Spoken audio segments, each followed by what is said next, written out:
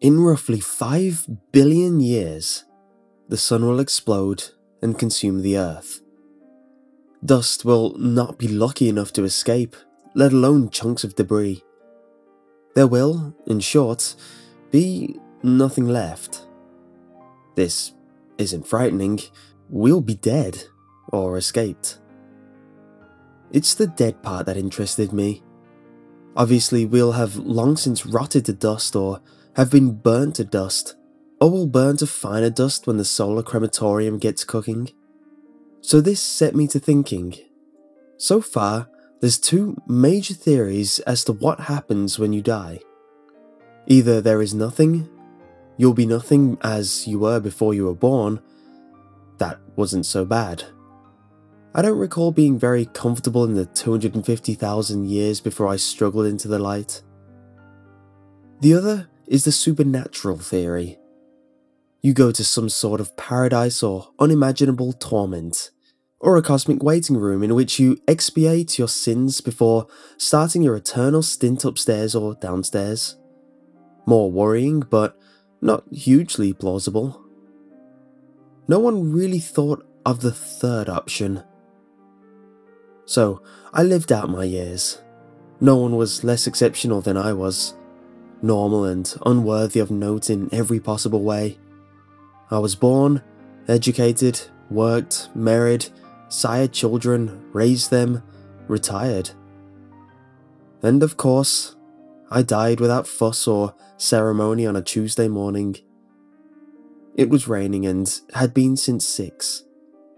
I died at 8. It was still raining at 9. I had a coughing fit.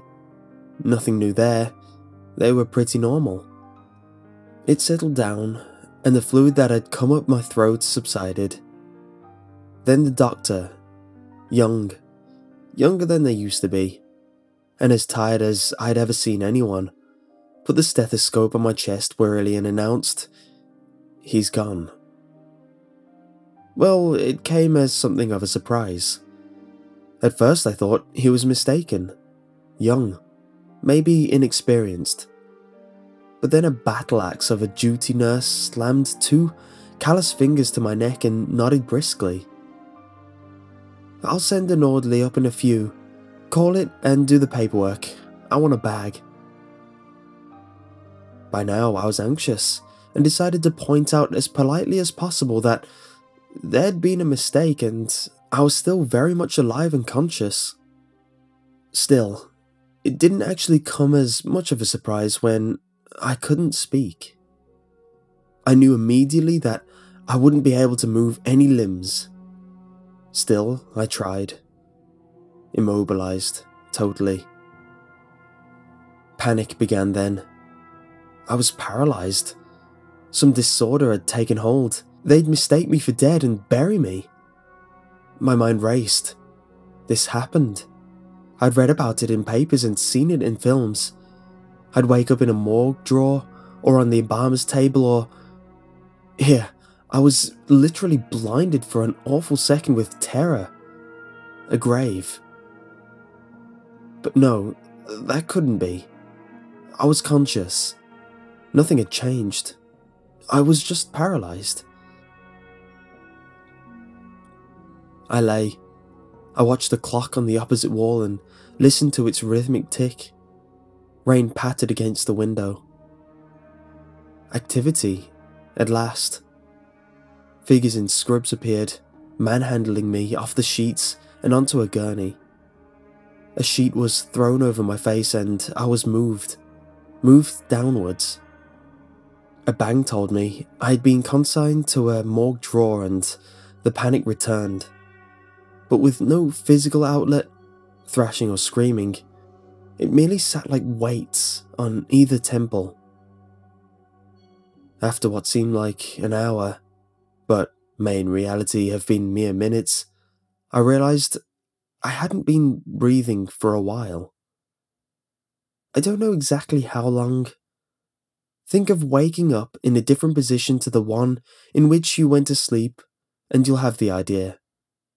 A change that you can feel but not remember happening. I realized with an odd calm that I wasn't breathing, and didn't feel the need to, because I was dead. This is what happens when you die. Your mind goes on. I wasn't sure for how long, but clearly for a while. Time went on. I moved, embalmed, and placed in a coffin. Not one of these did I feel physically. Have you ever been powerless to prevent some harm befalling you or others? Every fibre straining to avert some disaster and total impotence to do so? It's really most odd. I still wasn't frightened of much of this. I was even calm when the distant voice of my wife in the funeral parlour's office to my left elected, missed dry sobs, for an open coffin. So I tolerated this. I tolerated watching the face of everybody I'd known, racked with grief, looming obscenely over me as I watched the flickering bulb in the halogen lighting strips in the parlour ceiling. I was even able to smile inwardly as I watched my brother-in-law, with whom I had feuded for the best part of 40 years, force crocodile tears out of loyalty to my sister. I was really only frightened of two things. The first was being buried. That thick darkness as some disinterested undertaker closed the lid, and the percussive, heart-rending thuds as it was nailed down. The second was dying forever. I sure as hell wasn't living forever. I'd been dead since 8 on that Tuesday morning. I hadn't breathed, blinked, even moved since then. But I felt exactly the same. So they buried me. And it was every bit as terrifying and awful as I'd feared, and much more besides. But, as ever, there was nothing I could do.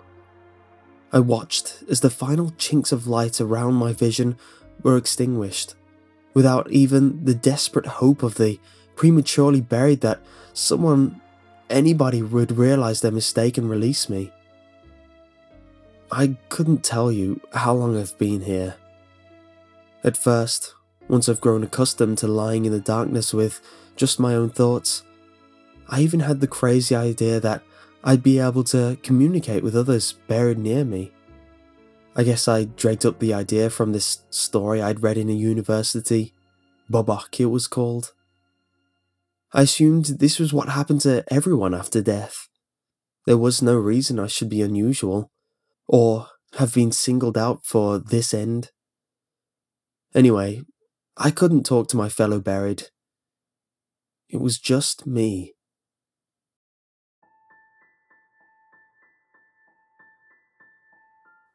I'm fairly sure it's been years, or even decades. I can't be sure. Imagine closing your eyes, lying in perfect blackness, with no reasonable chance of anything intruding on you. Try it if you have your place to yourself.